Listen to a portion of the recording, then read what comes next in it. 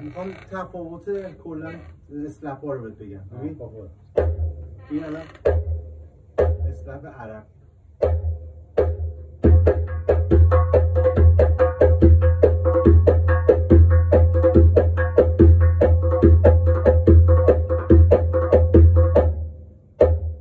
خالیه، اینجوری انگار مثلا انگار هیچی توش نیست. ولی حالا اسلپ تورک رو ببین چقدر قدرت داره، فرکانس رو ببین. حالا دوم بهش اضافه میکنم، یعنی دست مستقیم صاف میخوره روی پوست. ببین این حتی به این حالت هم یا مثلا یه ذره کج‌تر یا عقب‌تر کج بکنی، نه مستقیم صاف از آرنج مستقیم چسبه روی پوست.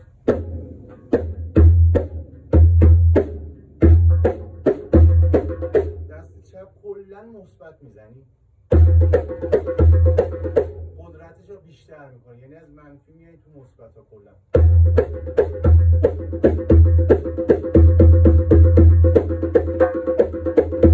دست راست دوباره از اینجا از قسمت شماره 1 فقط منفی ها رو میزنی به حالت چرخشی.